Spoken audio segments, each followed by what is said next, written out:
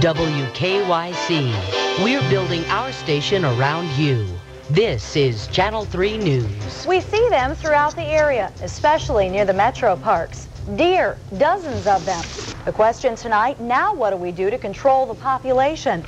Several ideas on the table tonight in Brecksville. It is certainly an emotional topic. And tonight, let's get right to Channel 3 News reporter Donna Terrell for the entire story of what went on. Donna. Well, Judd, it's a big problem. I think everyone agrees with that. There are lots of deer to be found in Bedford and a lot right here in Brecksville, which is why they had a big meeting today at Sleepy Hollow. I talked to a number of people who say deer are running rampant in their backyards. They're getting hit by cars, and unfortunately a lot of deer are dying because there's just not enough natural habitat. It's become a major deer dilemma. Well, the deer here all the time. It's not unusual for Nancy Pressott to walk out of her front door and into deer territory. Is it a problem?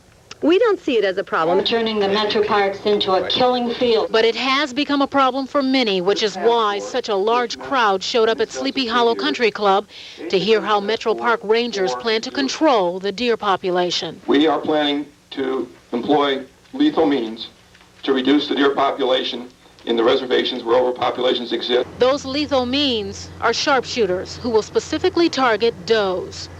Better a clean, quick kill than an automobile kill or maim, which also injures humans.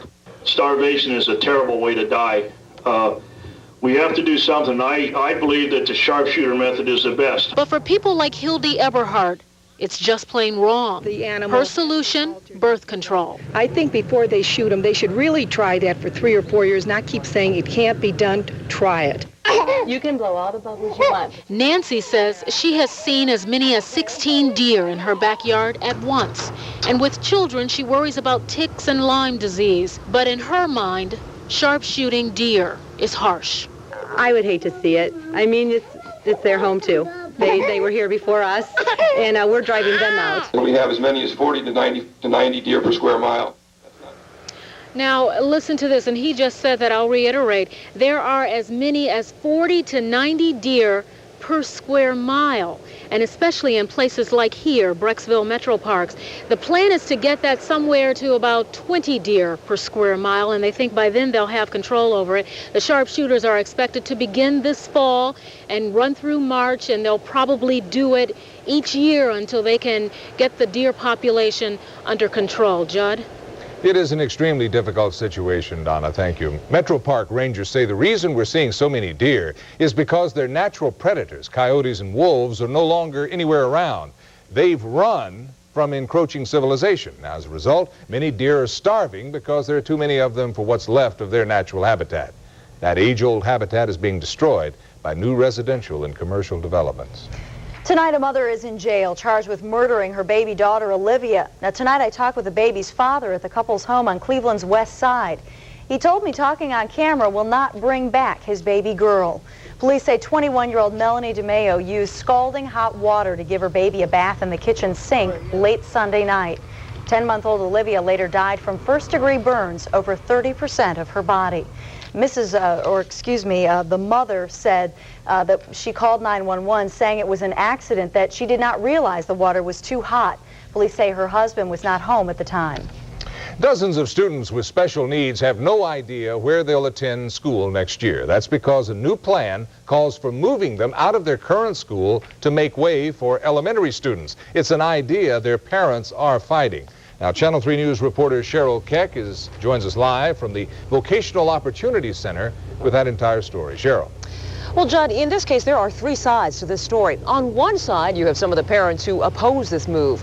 On the other side, you have school officials who are pushing it. And right in the middle are students who must simply accept it. For 3 years, 21-year-old Sonny Bach has attended VOC, or Vocational Opportunity Center, learning life survival skills. Sonny is autistic. He has reached his fullest potential. He is relaxed. He is happy. He is outgoing. He feels secure. Personality traits she fears could start to slip away as Sonny heads for a new regular school in the fall. VOC is moving to make way for a full-day kindergarten through 5th grade. behavior problems could start up again, which haven't for years. My first concern is that he would be in a dangerous situation. But right now, no one knows where the students will end up. We are out visiting sites, making sure they're accessible, determining whether they have the appropriate services and resources that those children would need. Why would you contemplate moving my child out of a school that happens to be already set up? Carolyn Hemphill is among those against the move. Change is not easily accepted by students of special needs. Don't close my school.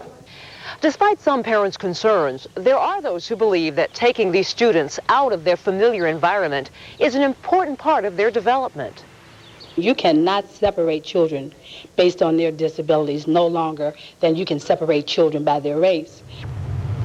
Now, at a meeting tonight between some of those parents and the director of the Department of Special Education, some of the big topics among the discussion were things like safety, both in and out of school, evacuation routes, and making sure that the new place where students will end up will meet their special needs. And most important to the parents, they say the students are losing the familiar neighborhood like the one they have here, their accustomed surroundings. Judd, back to you. All right, thanks, Cheryl. The Vocational Opportunity Center has 95 students. Teachers work with a wide range of special needs. Over the next few weeks, students and parents should learn the school's new address. Tonight, neighbors are applauding the arrest of a suspect accused of killing 2 young boys by setting their home on fire. But tonight, the suspect's father says his son is the victim of a setup. John Musson is charged with 2 counts of aggravated murder. Police accuse him of setting the fire that killed 11-year-old Kenny and 13-year-old Sean Logan in April. Police claim Musson set the fire to square a $100 debt with an adult who lived at the Cleveland home on Laird. Tonight, Musson's father says the charges are simply unbelievable. Nevertheless, that's not how John looks. If anybody knows my son at all, believe me, he didn't do this. No doubt about it, not because I'm his father. Musson's father claims somebody lied just to get a big reward, but police say they have a witness who puts Musson at the scene of the crime. 2 Akron teenagers are recovering tonight from gunshot wounds after they were caught in the crossfire of a group of armed men. Police say the boys, ages 14 and 17, were wounded by a group of men who opened fire on Talbot Avenue around 1 o'clock. The 14-year-old is in fair condition right now with a wound to his back. The other boy was treated and released with a wound in his arm. A few hours later, SWAT officers took 4 men into custody on Bertha Street. Police say the shooting stemmed from an earlier argument. It was more than an argument. It was a full-blown dissent that landed 4 protesters in jail, arrested outside a David Duke speech Sunday night. And today, the judge threw the book at them. Bail, $100,000 each. Their attorney was really mad about that bail, saying that murderers and child molesters don't have to pay $100,000. He called it overkill. So did those marching outside the Justice Center today. They were visually protesting all of those high bonds. But unless those 4 suspects come up with $100,000, not 10% of the bail, but $100,000 each, the 4 will remain in jail until their next court appearance, which is June 3rd. By trial of the century standards, the Oklahoma City bombing trial is flying by. The prosecution is set to rest its case tomorrow. Now, today, prosecutors wrapped up the last major issue of their case, and that is the way the FBI crime lab tested crucial physical evidence. Under cross-examination today, the defense forced an FBI chemist to admit Timothy McVeigh's clothes were sent to the lab in a rolled-up paper bag, not the proper sealed plastic bag. The defense should call its first witness Thursday. The fate of our nation's first female B-52 pilot is still up in the air tonight. Today's scheduled court-martial has been delayed. The Air Force agreed to postpone the trial of First Lieutenant Kelly Flynn while it considers her request for an honorable discharge. She's charged with adultery. No doubt on the minds of military officials the overwhelming public support of Flynn, including Senate Majority Leader Trent Lott.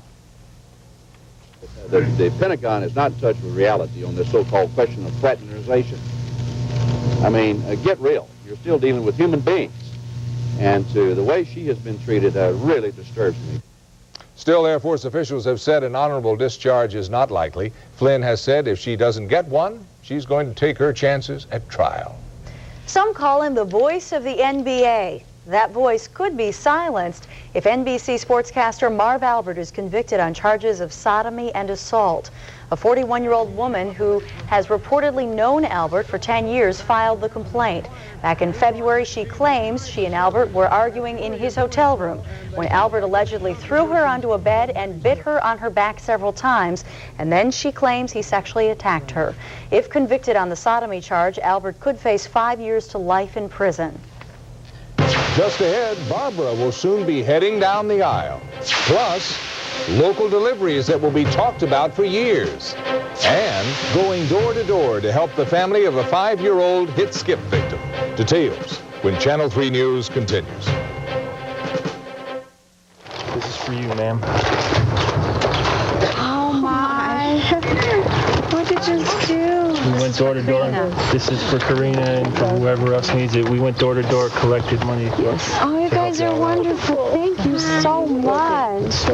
While police continue their search tonight for a suspect in a hit-and-run accident, some good news shines through. Neighbors of little Karina Darnell went door to door on the city's west side and took up a collection for her family after the 5-year-old was killed in a hit-and-run accident Saturday. Over $200 was raised. What a neighborhood. Even the ice cream man chipped in. Conflict is a part of our lives, but how you deal with it is the real test. Some students in Westlake are passing that test with flying colors. Bassett Elementary is one of only 3 elementary schools to receive state recognition for its conflict management program. Channel 3 News reporter Kim Wheeler has the story. Kids love recess and being outside on a sunny day, but playgrounds can bring out conflict. Sometimes the fun can turn into fights. But Bassett Elementary School has a secret weapon. They're called conflict managers, and they help other students